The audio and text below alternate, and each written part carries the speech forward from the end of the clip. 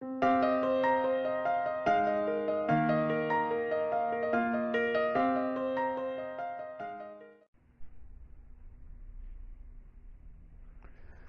la escritura, hermanos, y vamos a la carta del apóstol Pablo a los Gálatas. Vamos a continuar con nuestro estudio de esta carta a los Gálatas. Estamos ya muy cerca de llegar al final de este texto, pero aún así el Señor todavía tiene muchas cosas de qué hablarnos, muchas cosas que tienen que ver con nuestra vida práctica. Y para ello quiero, hermanos, que hagamos lectura del versículo 1 al versículo 4. Versículo 1 al versículo 4 de Gálatas 6. Dice la palabra del Señor: hermanos, si alguno fuere sorprendido en alguna falta, vosotros que sois espirituales, restauradle con espíritu de mansedumbre, considerándote a ti mismo, no sea que tú también seas tentado. Sobrellevad los unos las cargas de los otros y cumplid así la ley de Cristo. Porque el que se cree ser algo, no siendo nada, a sí mismo se engaña. Así que cada uno someta a prueba su propia obra y entonces tendrá motivo de gloriarse, solo respecto de sí mismo y no en otro.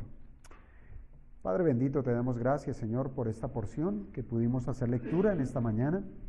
Te rogamos, Señor, que nos hables directo a nuestro corazón, que tu Espíritu tome, Señor, lo que hemos de tratar en el día de hoy, esos principios, Señor, esas aplicaciones, y que, Señor, lo clave en nuestro corazón para que en lo más pronto, Señor, nosotros vengamos a ti en obediencia para poner en práctica este texto que vamos a estar estudiando. Te lo pedimos, amado Señor, en el nombre de tu Hijo Jesucristo. Amén. ¿Podemos tomar asiento, hermanos?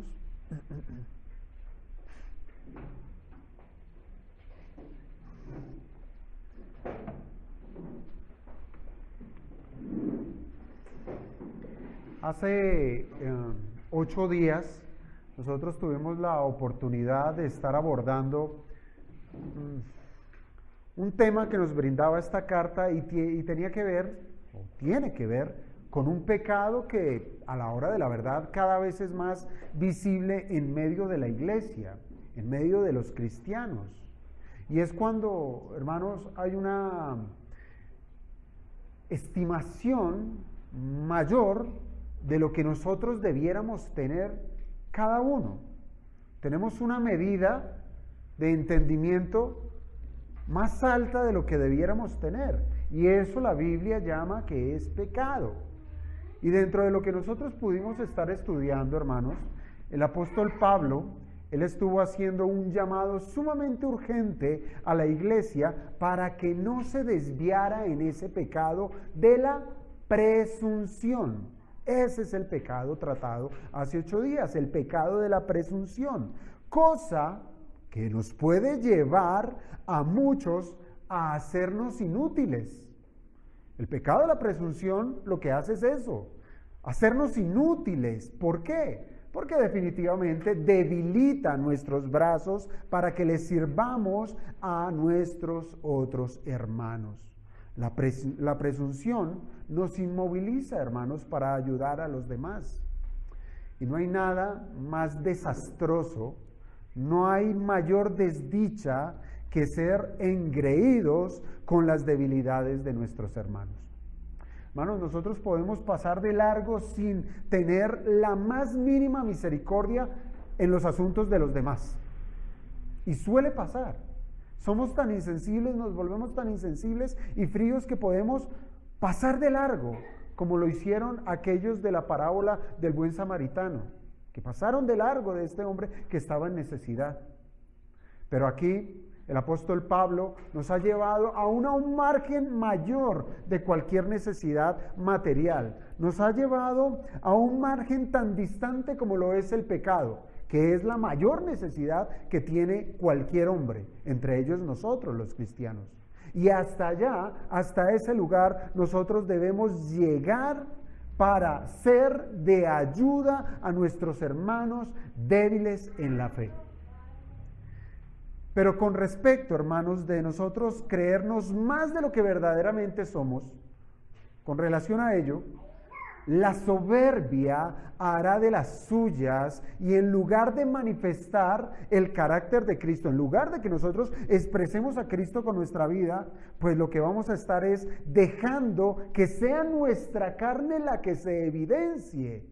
Se va a ver evidenciada en enfados, en iras descontroladas que van a destruir relaciones en lugar de estrecharlas en edificación y en corrección.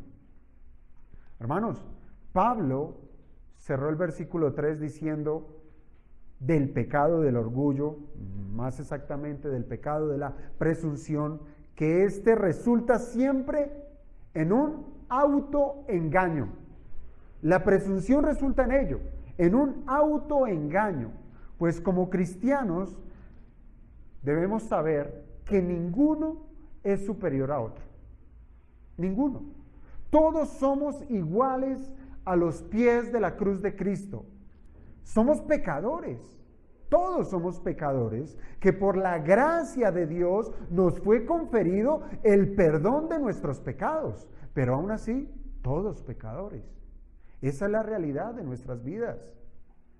En el hoy del creyente, en nuestra actualidad, que aún todo cristiano que esté pisando hoy esta tierra, esa es nuestra condición, la condición de ser un pecador.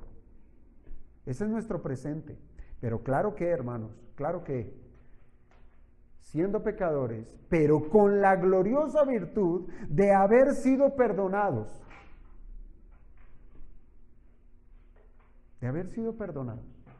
pero aún pecadores. Entonces, cualquier pensamiento que nosotros pudiéramos llegar a anidar en nuestro ser, pensamiento de superioridad o incluso, como les hacía mención hace 8 días, pensamientos de inferioridad, resultan en un engaño, No solamente procuramos con ello engañar a los demás, sino que también con ello vamos a usar ese sobrevaloramiento que tenemos de nosotros mismos o subvaloramiento que hagamos de nosotros mismos, nos vamos a engañar es a nosotros mismos. Somos los primeros en ser engañados. Ahora, la pregunta que queda o que debió quedar de la semana pasada es, ¿qué debiéramos hacer para evitar semejante mal? Y la respuesta a esta pregunta de qué es lo que debiéramos hacer para evitar este pecado tan grave, lo encontramos en el versículo número 4. En Gálatas 6, versículo 4. Y este versículo 4 tiene que ver, óigame bien, tiene que ver con la constante realización de exámenes que nosotros mismos debemos hacer de nuestra vida, de lo que pensamos, de lo que hablamos y aún de lo que decimos. Exámenes. Piensen en este ejemplo. En nuestro país, a los que tenemos un vehículo, un carro, ya sea una moto, lo que sea, en nuestro país se nos obliga a que hagamos a nuestro vehículo un diagnóstico anual. ¿Con qué propósito? Con el propósito de asegurar que ese carro se encuentre en unas condiciones básicas o necesarias para que no resulten en un accidente en la vía. Y esto es bueno, hermanos, esto es bueno.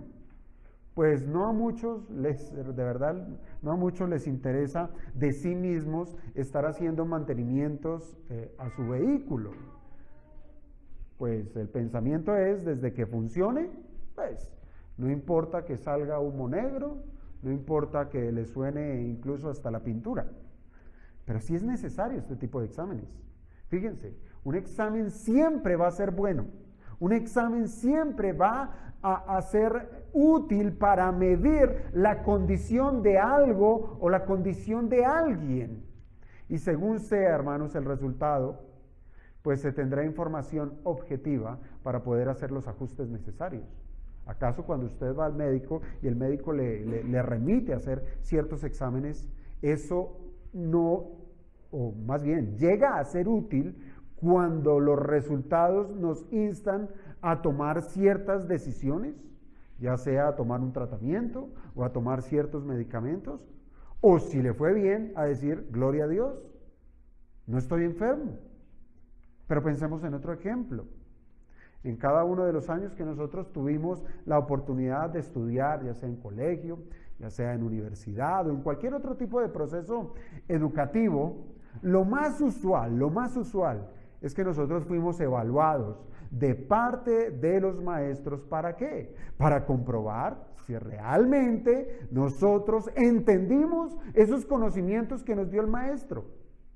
Y es necesario, claro, tristemente, hoy la educación ha llegado a un punto en que ya no es necesaria en las evaluaciones.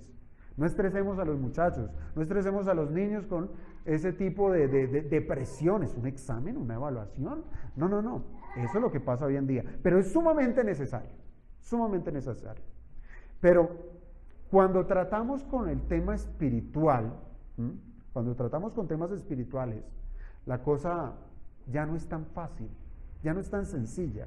Pues como ya lo hemos visto, el autoengaño puede ser un velo, puede ser algo que obstruye y que no le permite al creyente saber cuál es su situación, qué es lo que realmente necesita, qué es ese error o esa mala práctica que tiene o que debe ser corregida.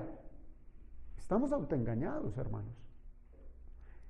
Y pienso siempre en ese pasaje del profeta Jeremías, que nosotros podemos hallarlo allá en Jeremías capítulo 17, versículo 9, allá en el libro de Jeremías 17, 9, donde encontramos de verdad un texto que cae muy bien a lo que Pablo está a punto de esgrimir.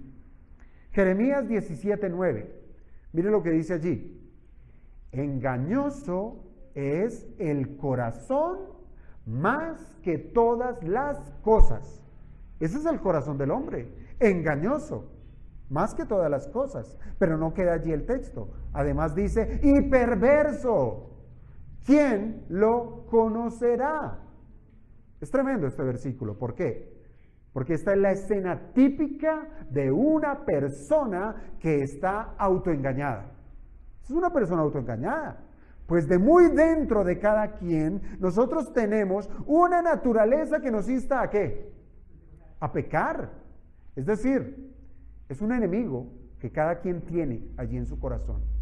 Usted tiene el enemigo en su casa. Usted tiene el enemigo dentro de sí. Y nos engaña. Y siempre hará todo lo necesario ¿para qué? Para que justifiquemos el pecado. Usted peca y no haya la manera de cómo justificarlo. Y de esa forma no vamos a llegar a distinguir lo que es real a lo que es fingido, porque nuestro corazón nos engaña. Usted preste el oído a su corazón y va a resultar engañado, con un velo que no le va a permitir reconocer lo bueno de lo malo. Pero hermanos, lo interesante de este versículo está en cómo termina. Fíjese que termina con una pregunta. ¿Cuál es esa pregunta? ¿Quién lo conocerá? ¿Quién? El corazón del hombre. ¿Lo podremos conocer nosotros mismos? ¿O habrá alguien sobre la tierra que conozca mi corazón? Mire, otra versión dice con respecto a esta pregunta: ¿quién realmente sabe qué tan malo es? ¿Será que nosotros podemos hacer una distinción de decir yo soy tan malo como lo que sea? ¿O podemos acudir a una persona, a un guía espiritual, a quien sea, y preguntarle, dígame qué tan malo soy? Y hallar una respuesta genuina, verdadera, correcta, justa.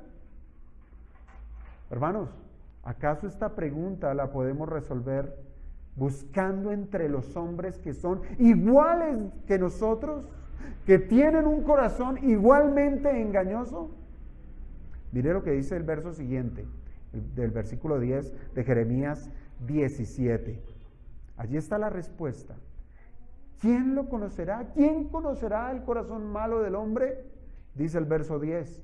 Yo, Jehová, que escudriño la mente, que pruebo, ojo con esa palabra, que pruebo el corazón para dar a cada uno según su camino, según el fruto de sus obras. Hermanos, esto nos deja en la consideración de que si hemos de ser evaluados, no será por la sabiduría de los hombres, no será por su sabio entendimiento, sino que será por Dios mismo. Y esto es lo que vamos a ver, pero desde las palabras del apóstol Pablo, Gálatas 6:4. Así que cada uno someta a prueba su propia obra, y entonces tendrá motivo de gloriarse solo respecto de sí mismo y no en otro. Hermanos, es contundente este versículo. Y digo que es contundente, ¿por qué? Porque lo que hace es un llamado a nosotros los creyentes a que no nos confiemos de nosotros mismos. Pero es allí donde erramos día tras día. Siempre ponemos nuestra confianza en nosotros, en mis fuerzas, en mi entendimiento, en mi educación, en lo que soy.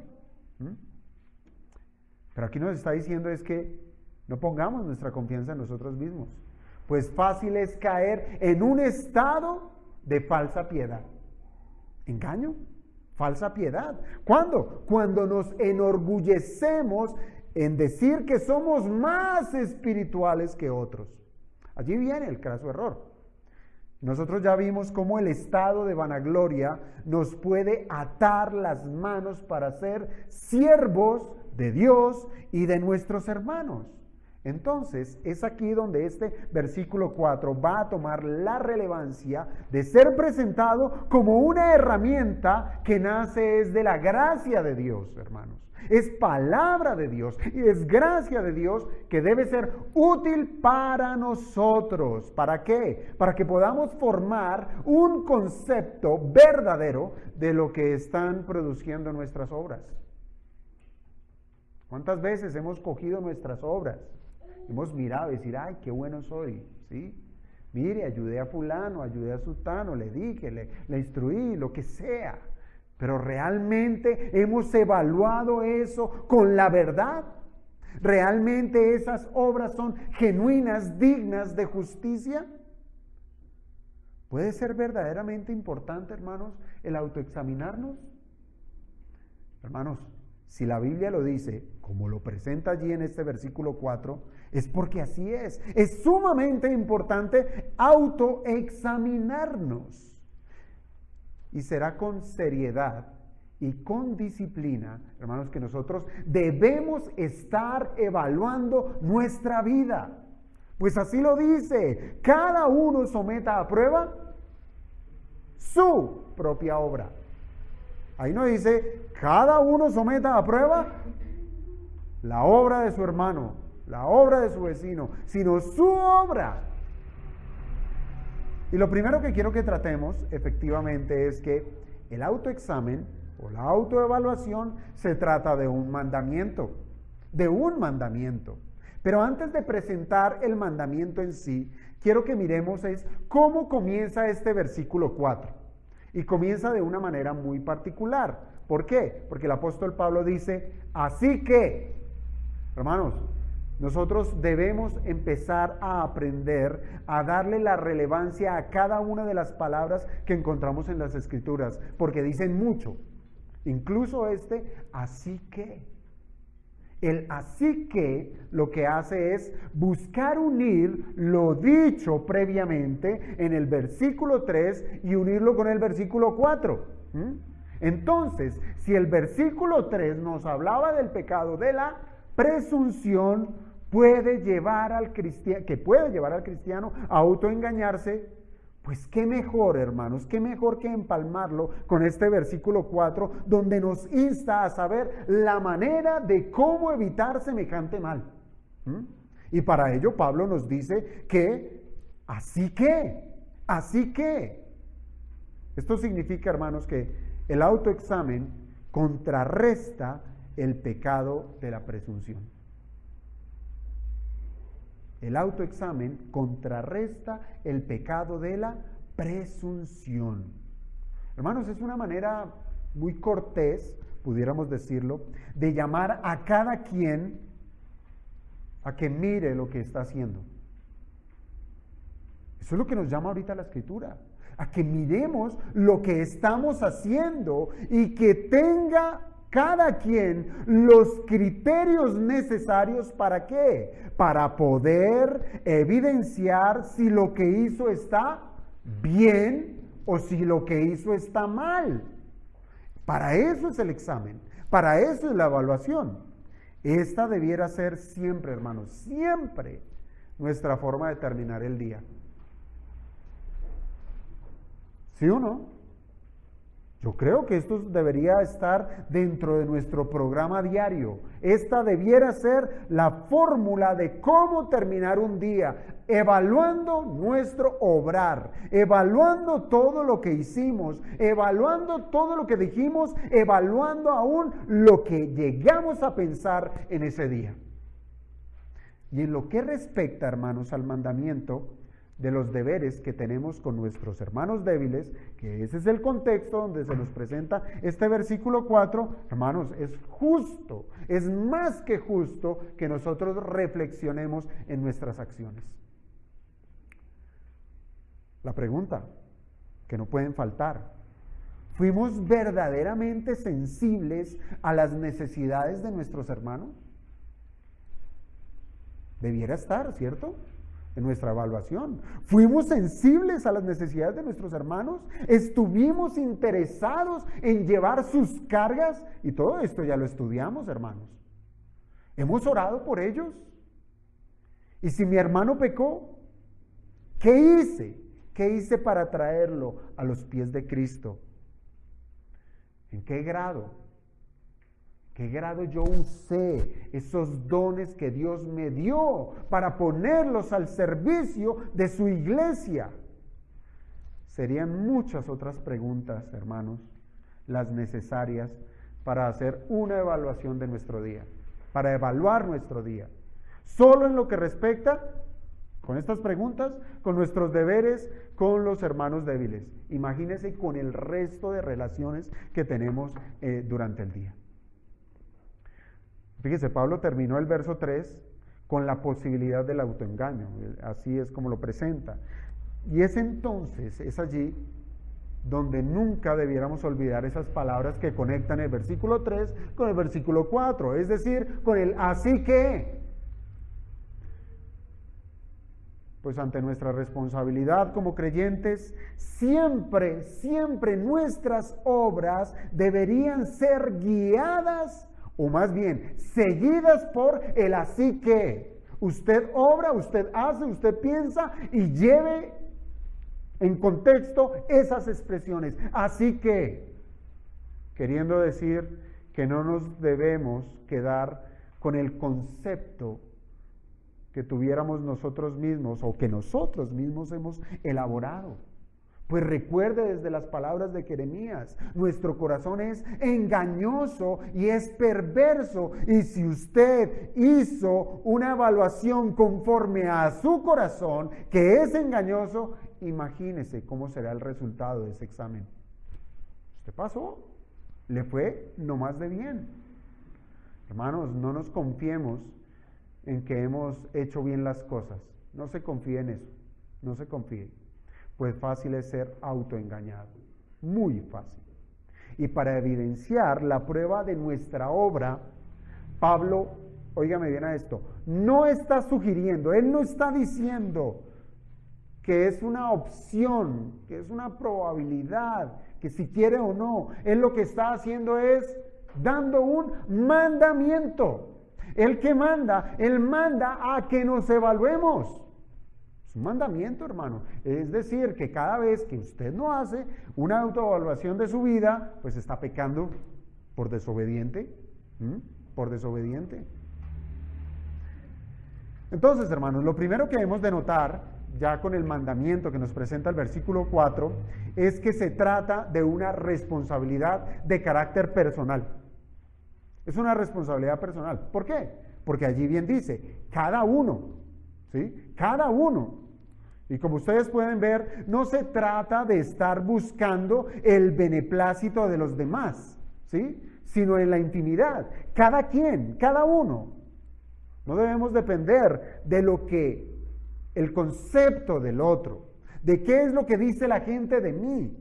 Allí no está la verdadera autoevaluación, sino está en hacerlo de una manera íntegra, íntima, personal, cada uno de nosotros. En muchos casos, las personas se van a guardar en su corazón las ofensas que nosotros hemos cometido contra ellas. Nosotros podemos pasar, ofender, y téngalo por seguro que muchas veces la persona ofendida se va a guardar eso en su corazón. ¿Y esto qué va a hacer?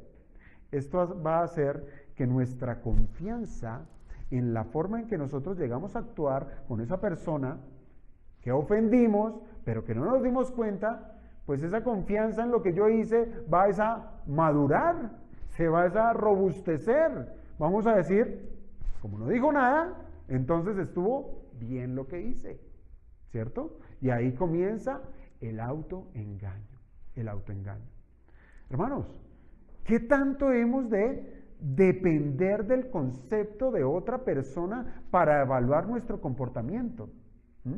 ¿Debiéramos descansar en ello? Debiéramos estar buscando bueno, ¿usted qué piensa de mí? ¿Usted qué le parece? ¿Cómo vio esto?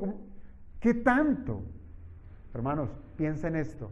Hoy en día, trágicamente, hay muchas, entre comillas, iglesias, no donde se congregan, sino más bien donde se aglutinan, porque es mucha gente la que va a ese tipo de congregaciones. Se aglutinan estas personas a escuchar mensajes que hablen bien de ellos, ¿cierto? Esto es bueno, esto es motivador, eso gusta, eso apela a la carne, apela a nuestras emociones. ¿Qué mejor que sentirse bien? Qué bueno que le digan, Dios te ama. Eso es bueno. Y esto lo digo de verdad, hermanos, porque el corazón perverso del hombre busca ser alabado. Busca ser alabado. Y si busca ser alabado, pues miremoslo de la manera negativa. Pues va a aborrecer ser confrontado. No le va a gustar que le digan, usted pecó. Hay algo mal en usted. No le va a gustar. Piense, por ejemplo, lo que sucedió cuando nosotros fuimos confrontados con la palabra. Cuando el Evangelio nos fue presentado y cuando el Espíritu nos despertó a ser sensibles a nuestro pecado. Seguramente Dios usó a una persona para predicarnos el Evangelio, ¿verdad? ¿Para qué? Para mostrarnos la tragedia del pecado y obviamente la solución a ese pecado. Pero hay quienes, ante la presentación del Evangelio, hay quienes se resistieron. Y aún alguien les pudo mostrar sus pecados y ellos no fueron persuadidos de ello. Nunca lo creyeron, nunca se creyeron ser pecadores. Por tanto, nunca tuvieron necesidad de un Salvador, no necesitaban de las buenas nuevas. Autoengaño.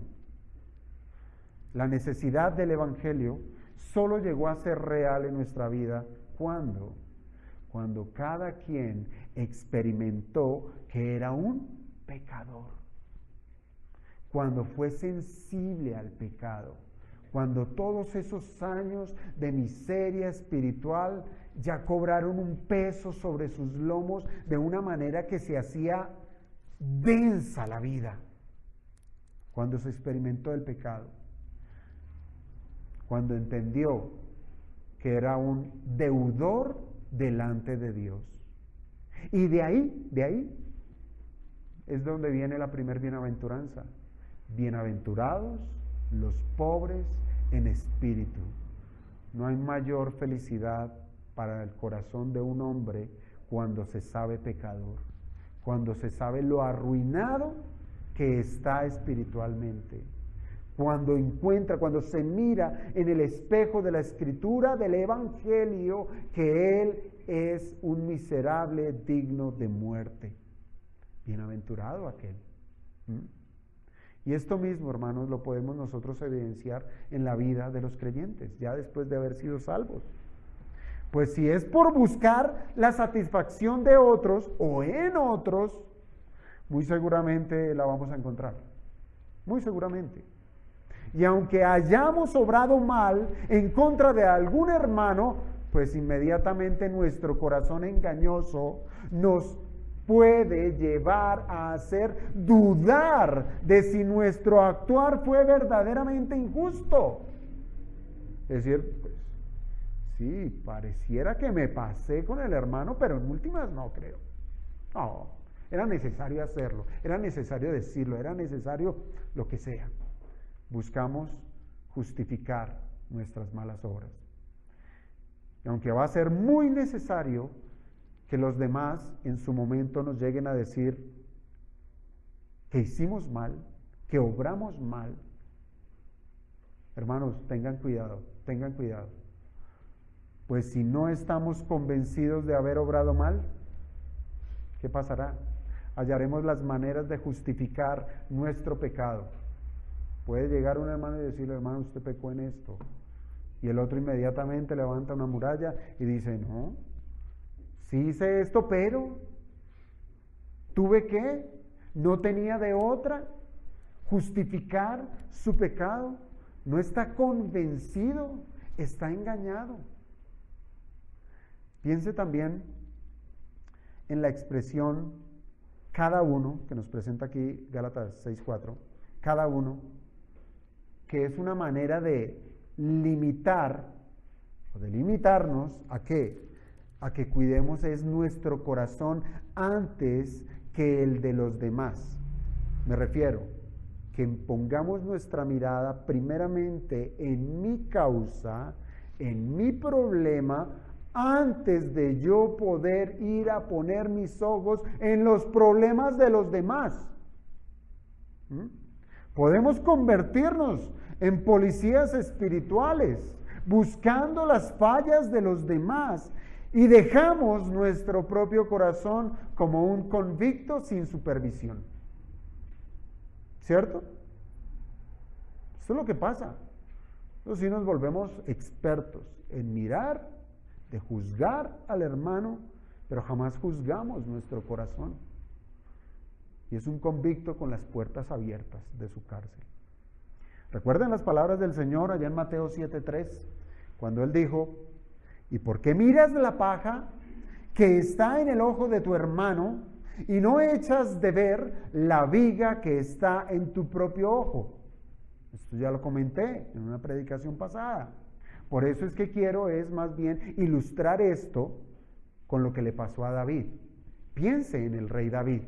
Piense cuando le fue enviado al profeta Natán, siervo del Señor, para confrontar a David con su pecado. Con su pecado. Y Natán, con la sabiduría del Señor, le cuenta una pequeña historia. Segundo libro de Samuel, capítulo 12, versículos 1 al 4. Quiero que lo busquen allí para que tengamos en cuenta que esta es una excelente ilustración de lo que nos está enseñando el apóstol Pablo.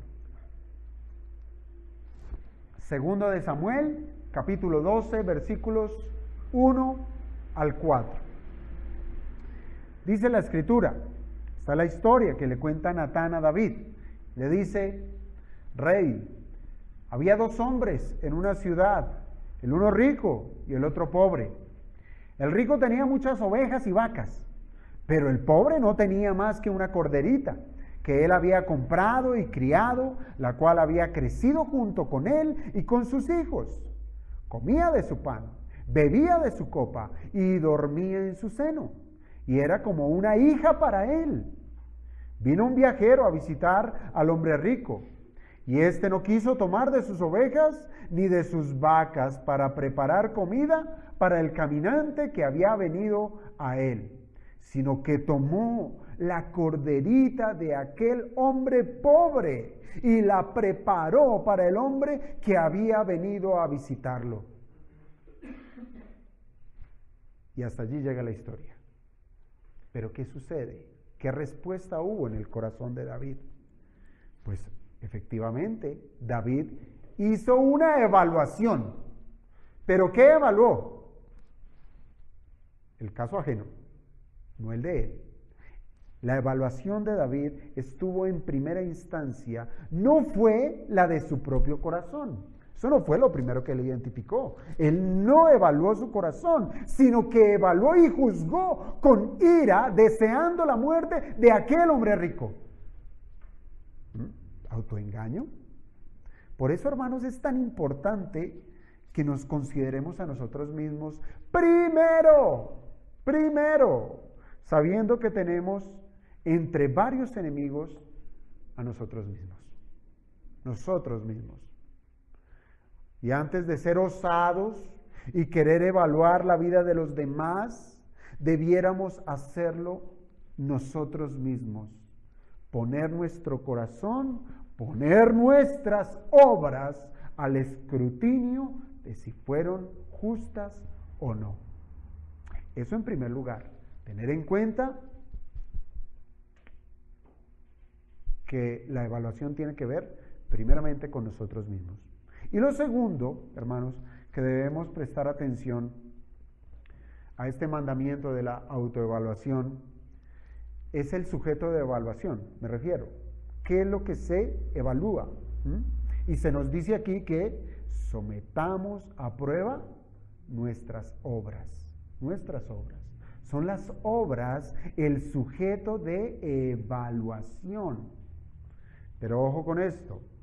En esto debemos considerar que son las obras, óigame bien a esto, las cuales tienen que ser evaluadas. Pero la pregunta es, ¿cuáles son esas obras a las que debemos poner bajo la lupa de la inspección? ¿Cuáles son?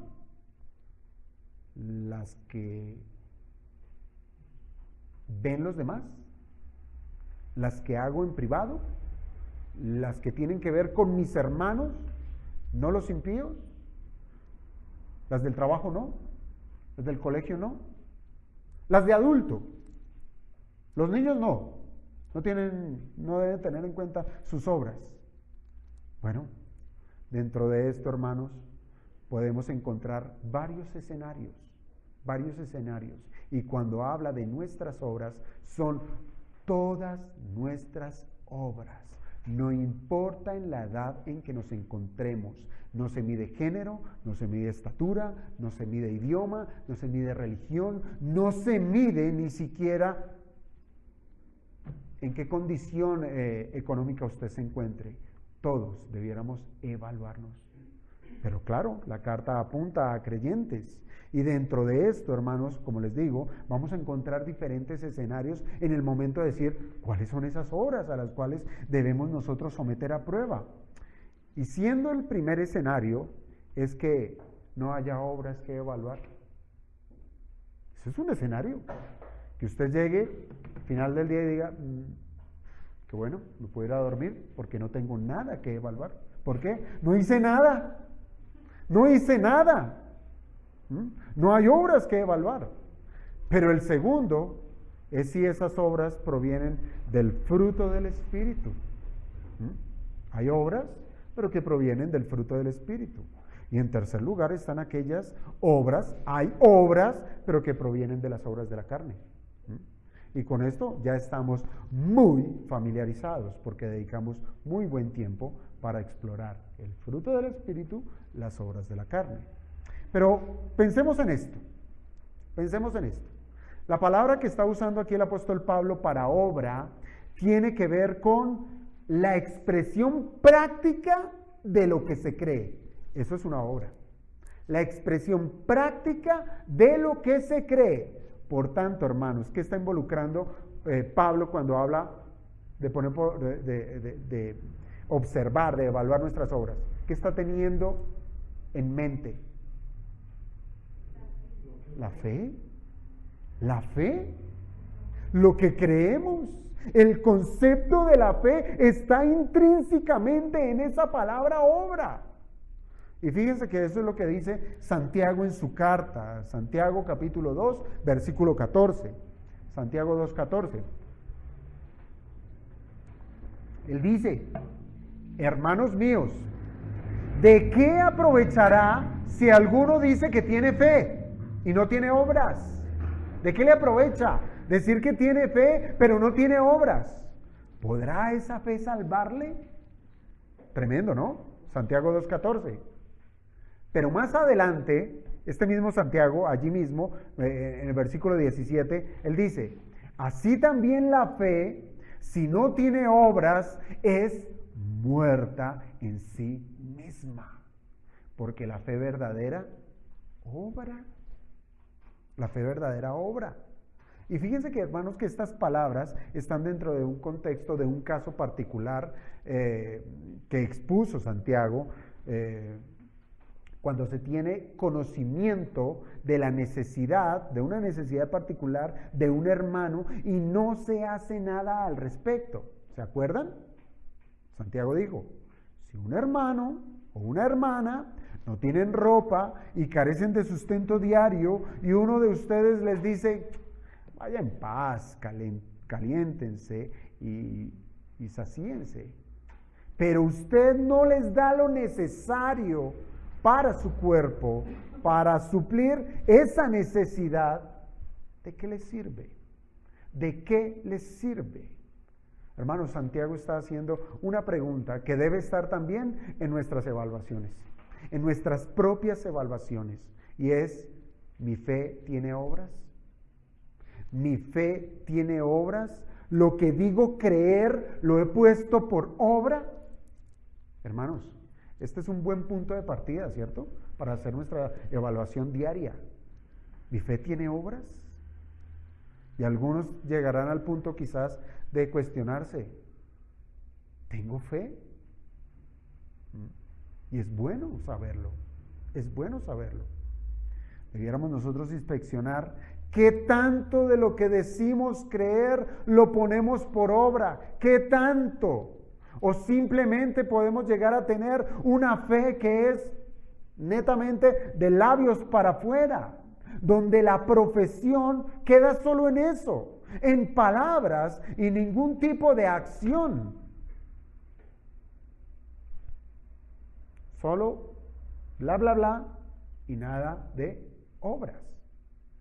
Por otra parte, hermanos, considere que si usted es un hijo de Dios, si usted es un hijo de Dios, es natural, por naturaleza divina, que por lo que Dios ha hecho en usted por medio de su Hijo Jesucristo, hermano, Dios le dotó, Dios le dio capacidades de hacer buenas obras, las cuales, dice Efesios 2:10, que Él preordenó antes de la fundación del mundo para que nosotros los creyentes las hagamos. Si usted es creyente, el Señor ya preordenó obras para que nosotros las hagamos. Y como les digo, hermanos, de esto ya hemos estado estudiando en lo que respecta a las virtudes del fruto del Espíritu, que no son otra cosa que la manifestación del carácter de Cristo que se hace visible en obras cuando vivimos realmente a Cristo. Piensa en el caso que propuso Santiago, no lo olvide. En su carta, cuando nosotros encontremos allí a un hermano que está en dificultad, pues bien, si realmente somos hijos del Altísimo, el carácter de Cristo ha de ser manifestado, ¿de qué manera? Bondad, benignidad, amor, paciencia. Estoy listando las virtudes del Espíritu, ¿sí? El carácter de Cristo, ¿aplicadas en qué? En un obrar práctico. Y tenemos todas las capacidades para hacerlo si usted es hijo de Dios. Se puede tratar, hermanos, se puede tratar de una obra que usted de pronto la pasó desapercibido, porque esto es lo natural de un corazón regenerado, que usted ya actúa de esa manera, porque es el Espíritu quien pone ese querer como ese hacer en replicar el carácter cristiano. Ahora, en tercer lugar, también podemos hallar al evaluar nuestras obras que éstas no nazcan de la guía del Espíritu, sino que más bien tengamos obras, pero obras que nacen es de nuestro esfuerzo egoísta. Son obras, pero que tienen otra fuente. Nuestro esfuerzo egoísta, nuestro esfuerzo vano, por querer impresionar o querer ganar el aplauso del mundo, de los hombres. Se trata entonces, hermanos, de las obras de la carne. También son obras y debieran ser evaluadas. Obras que no tienen, óigame bien a esto, ningún valor espiritual. Esas obras no tienen ningún valor espiritual. O bueno, o podemos decir que sí tienen un peso. Tienen un peso que se puede traducir en vergüenza, ¿sí? Es para vergüenza nuestra las obras de la carne. Y esto es porque, hermanos, lo que en nuestra carne hacemos y nos insta a hacer obras, y que de pronto en nuestra testarudez, en nuestra ceguera, y llamamos obras de justicia, que fue justo hacer lo que hice, pero lo hice en la carne. Hermanos, recuerde que la Escritura dice que no se trata más que un trapo de inmundicia, ¿sí? Trapo de inmundicia que da asco en la presencia de Dios. Entonces, mientras que usted se jacta aquí en la tierra por algo que hizo, que nació de su carne, a Dios le causa repulsión. Así es que, amados hermanos, traigamos nuestras obras, pasémoslas como lo hace el que trabaja los metales preciosos, pasémosla por ese crisol, ¿sí? Por un examen riguroso, donde así como el metal es expuesto a un fuego sumamente alto para ser fundido, para que la impureza del metal sea quemada y solo quede lo puro, de esa misma manera debiéramos hacer un examen riguroso de nuestra vida. Y esto nos va a llevar a una respuesta, a una conclusión, y nos va a llevar al final de este versículo 4 que apunta a un resultado, pues todo examen ha de tener un resultado. Cada vez que presentamos un examen hay un resultado, puede ser bueno, puede ser malo, pero va a haber un resultado. Y lo que nos presenta aquí el apóstol Pablo es un examen que resulta en algo positivo. ¿Por qué? Porque al salir bien en ese autoexamen va a producir algo que se llama el gozo espiritual. Gozo para los que han sido aprobados en sus obras. Fíjense cómo cierra el apóstol Pablo este versículo 4. Él dice, y entonces tendrá motivo de gloriarse solo respecto de sí mismo y no en otro. ¿Sí? Ese es el resultado que ofrece un examen cuando salimos aprobados, cuando realmente encontramos que las obras que hicimos son obras de justicia, obras que produjo Dios desde antes de la fundación del mundo y nosotros en obediencia las llevamos a la práctica con el propósito de darle todo el honor y toda la gloria a su nombre. ¿Y esto qué produce? Gloria. Gloria, así lo dice. Tendrá motivo de gloriarse solo respecto de sí mismo y no en otro. Ahora, aquí hay algo particular, pues pareciera que Pablo trae una contradicción. ¿Por qué lo digo? Porque aquí se nos dice que podemos gloriarnos, ¿cierto? Siendo que el verso 3 ya nos ha dicho que la jactancia resulta pecaminosa al tener un concepto más elevado del que debiéramos tener, ¿verdad? Pero lo que está expresando aquí el apóstol Pablo es, ¿qué sucede? ¿Qué sucede si tenemos el concepto correcto de nosotros mismos? Ahí está el punto. ¿Qué puede ocurrir si tenemos un concepto acertado de nosotros mismos? ¿Qué puede ocurrir si nuestras obras son las propias de uno que se humilla al gobierno del Espíritu Santo? ¿Qué puede ocurrir? Pues Pablo no demora su respuesta diciendo, gloríese. Tremendo, ¿no? Gloríese. Pero entendamos primero qué es eso de gloriarse. ¿Qué es eso de gloriarse? ¿Por qué? Porque está la pregunta, ¿acaso la gloria no es solo para nuestro Dios? ¿Cierto? Claro que sí, naturalmente, la gloria es para nuestro Dios. Dios creó todo para su gloria, Dios hizo al hombre para que le alabe por quién es Él y por lo que Él ha hecho. Esa es la creación.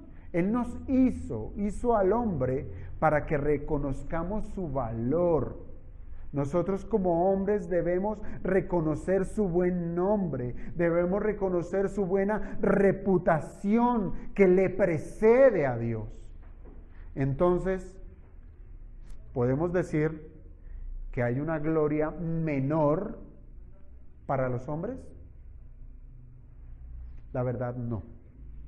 No. Solo hay cabida para la gloria de Dios. No hay cabida para la gloria del hombre. Entonces, ¿qué quiere decir el apóstol Pablo con esa palabra gloríese? Pues bueno, la palabra que usó el apóstol Pablo para gloríese está en relación con aquello que causa una alegría en el corazón del hombre. No tiene que ver con la doxa, que es la palabra griega usada para gloria de Dios. Es otra palabra. Es una palabra que implica alegría en el corazón del hombre. Y por así decirlo, hermanos, por así decirlo, siempre la gloria del hombre se deriva ¿de dónde? De allá arriba, de Dios. La gloria del hombre se deriva de Dios. Que en la práctica es saber que se está actuando conforme a la voluntad de Dios, que puede producir en nuestros corazones cuando nos damos cuenta que estamos actuando conforme a la voluntad de Dios. Hermanos, es un motivo de gran alegría. Un motivo de gran alegría.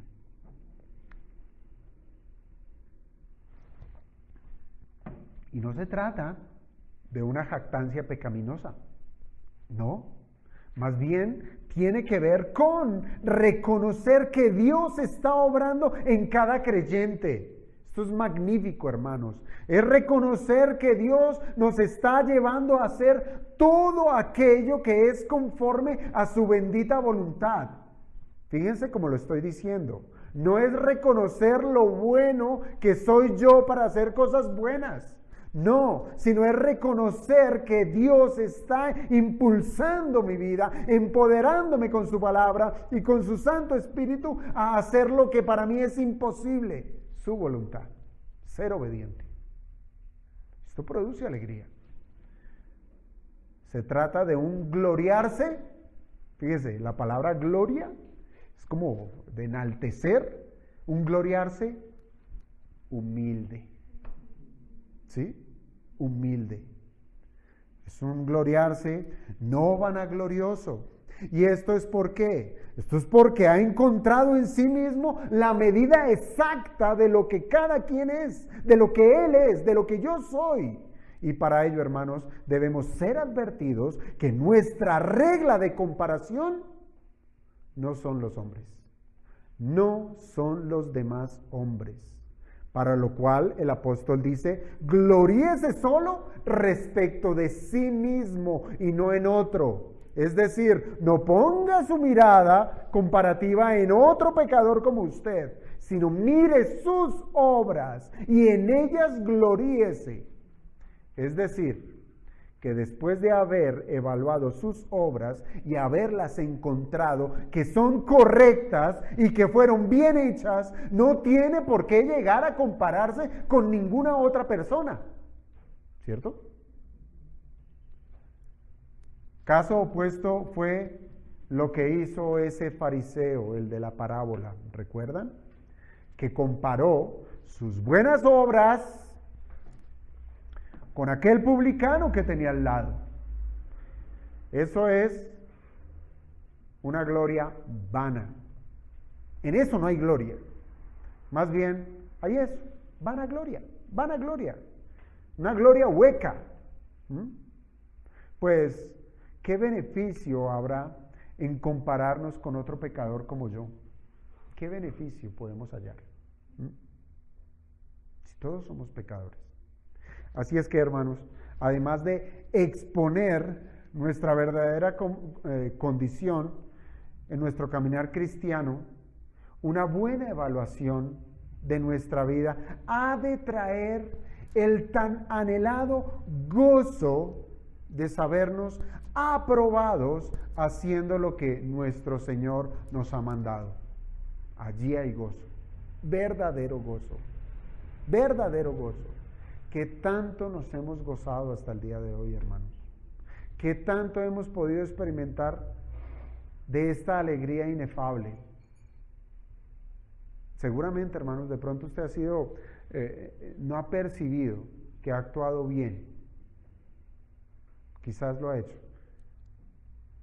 Y por no evaluar sus obras, usted no tiene gozo en su vida. Pero también puede ocurrir, amado hermano, que por no hacer evaluaciones a su vida periódicamente, usted está engañado creyendo que todo lo hace bien. Y no es así. Y no es así. Por eso quiero llegar a esta conclusión, pero sin antes terminar sin aplicar cómo es que debe ser esa evaluación. ¿Cómo es que debe ser? Y para que ésta sea correcta y no sea una falsificación que nos haga redundar en presunción, porque una falsa evaluación es eso, más presunción para mi vida, debemos tener en cuenta ciertos asuntos. Y el primero es que debemos tener la claridad, hermanos, debemos tener la claridad de lo que es un verdadero autoexamen. Un verdadero autoexamen. Y yo lo leía en esta semana, en donde, y les hacía el comentario, hermanos, que hoy en día en la educación ya eso de evaluar a los muchachos ya se está dejando de lado. Pero había un colegio que todavía hacía evaluaciones, pero contrataron a una maestra que tenía el nuevo chip de no evaluar. Entonces, bueno, toca cumplir con la responsabilidad de la evaluación, muchachos, así es que vamos a hacer primero un repaso. Y el repaso, todo quedó registrado en el tablero. Y vamos a sacar una hoja, voy a hacer unas preguntas, están las respuestas, ¿sí? Entonces contestemos el examen. ¿Cómo les fue a todos? Pero no falta, sí, eso sí no falta, pero a todos les va bien. Y es una evaluación engañosa, ¿cierto? Falsa. Por eso es de sumo cuidado que de verdad encontremos que la evaluación que nosotros vamos a hacer a nuestro carácter sea genuina. Porque eso es lo que vamos a evaluar. Vamos a estar evaluando nuestro carácter. Y cuando me refiero a carácter es tanto en acciones como en motivaciones. Tanto acciones como motivaciones. Porque si estas dos no van juntas, si no evaluamos que nuestras obras, o más bien, si solamente evaluamos nuestras obras, pero no consideramos nuestras motivaciones, igualmente podemos llegar a tener una evaluación viciada, ¿cierto? Una evaluación que no es real, que no es verdadera, que no va a producir un resultado genuino, veraz. Porque si nuestras intenciones fueron malignas en hacer cosas buenas, hermanos, no son más que, o más bien, realmente lo que va a producir en medio de nosotros es un fariseísmo hipócrita. Un fariseísmo hipócrita. Porque todo lo que no proviene de la fe es pecado. Es pecado. Todas las buenas obras que usted pueda hacer, aparte de la fe, le son contadas por pecado. Y usted está convencido de que hizo las cosas bien, como aquellos que se presentarán en aquel día. Señor, en tu nombre predicamos, en tu nombre echamos espíritus, en tu nombre sanamos, etcétera. Hicimos una cantidad de cosas en tu nombre. Y el Señor que escudriña el corazón, le dirá: nunca os conocí. Hacedores de maldad. ¿Cómo? Predicaron milagros, etcétera, todo eso. Hacedores de maldad, ¿hicieron lo malo? Sí, hicieron lo malo. Porque todo fue al lado de la fe, aparte de la fe. Lo hicieron con intenciones malignas. Y como ven, el resultado estará alterado. Y en últimas, su gozo será ¿para quién? Para consigo mismo. Está engañado y es feliz con lo que él hizo. Pero usted dirá, ¿acaso eso no es lo que nos dice Pablo, que nos gloriemos solo respecto de sí mismos? ¿Que nos alegremos en nosotros mismos? Hermanos, realmente seríamos muy malintencionados, o más bien seríamos unos malos intérpretes de las Escrituras al considerar que se nos manda a vernos a nosotros mismos como si fuéramos el centro del universo. De eso no está hablando el apóstol, ¿sí? Él bien lo dice allí en el versículo 4. Solo respecto de sí mismo. Solo respecto de sí mismo. Pero no es para que nos consideremos de una manera egoísta, ¿sí? Egocéntrica en el momento de hacer la evaluación. Pablo lo que está requiriendo es que nuestra evaluación no esté centrada en el carácter de los demás, pues cada quien va a dar cuentas a nuestro Señor. Por lo cual, hermanos, quiere el apóstol que nosotros seamos suficientemente francos en mirarnos a nosotros mismos, evaluando todos nuestros actos y no el de nuestros semejantes. Pues si sopesamos nuestra conducta primero, ¿cómo podemos acudir al rescate de nuestro hermano? Si nosotros no tenemos en cuenta nuestra situación, ¿cómo podemos salir a la ayuda del otro? Eso es lo que nos insta el apóstol. Mire primero su corazón, evalúese y corrija lo que tenga que corregir para que pueda tener la capacidad suficiente de ir al hermano que está en necesidad y poderle suplir. Ahora bien, hermanos, en segundo lugar, nosotros hemos de considerar que una buena evaluación está en ajustarnos respecto a una buena regla, ¿cierto? A una buena regla que verdaderamente nos mida bien.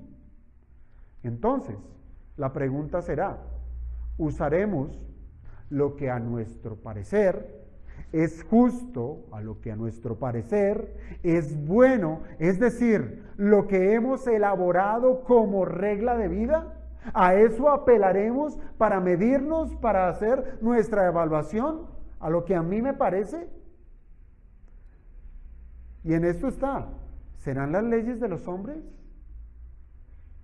¿Será la cultura? ¿Será lo que está de moda? Hermanos, dentro de lo que la sociedad ha trazado en este mundo en que nosotros vivimos, hay cosas que son buenas, como también hay una abundancia de cosas que son completamente reprochables. Pero ¿acaso, hermanos, será de nuestro interés ser un buen ciudadano de este mundo, donde para vivir en quieta paz se debe tolerar todo tipo de pecado que los hombres han camuflado con la consigna de libre desarrollo de la personalidad? Hermanos, esto significa que hemos de necesitar algo mucho mejor para ser evaluados.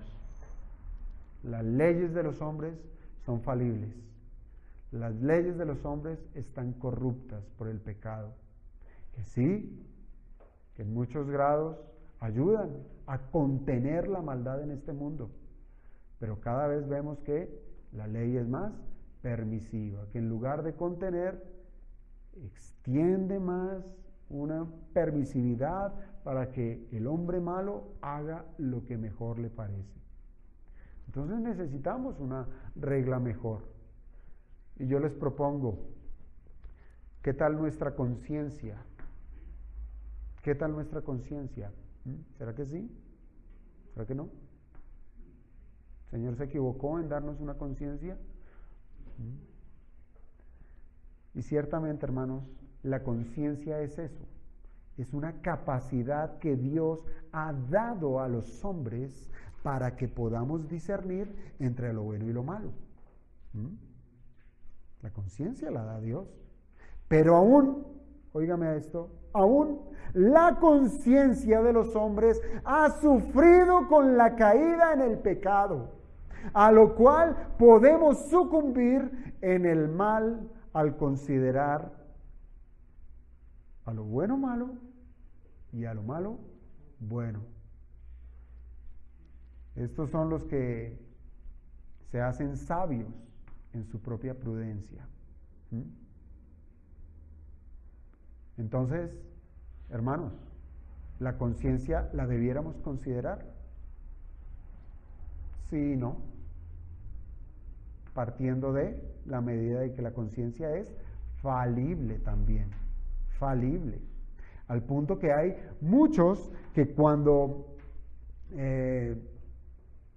actúa la conciencia, ¿sí?, en el plan de Dios, acusando a cada hombre de haber obrado mal, el hombre ha sido aún capaz de suprimir esa voz, de suprimir su conciencia, engavetándola de tal manera que no le moleste más.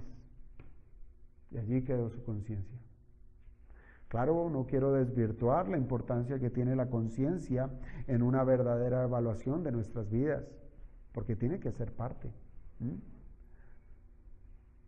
Cuando la conciencia sale a recriminar algo que hicimos mal, y verdaderamente es mal, es bueno, es muy bueno que lo haga. Porque muchas veces va a ser nuestra conciencia la que nos lleve a considerar que lo que hicimos está mal. Pero aún así sigue siendo la conciencia falible. Falible. Porque la conciencia se puede ser alimentada con otro tipo de normas, con otro tipo de moralidades, con otro tipo de distinciones que para el hombre está bien, pero para Dios no. Y esa misma conciencia acomodada la podemos estar usando para hacer juicios o evaluaciones que van a resultar en equivocaciones garrafales.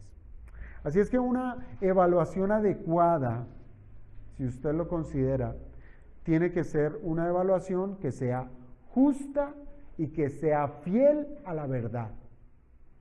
Tiene que ser, debe tener esas características, ¿sí? Una evaluación justa y fiel a la verdad. Pues el objetivo, ¿cuál va a ser?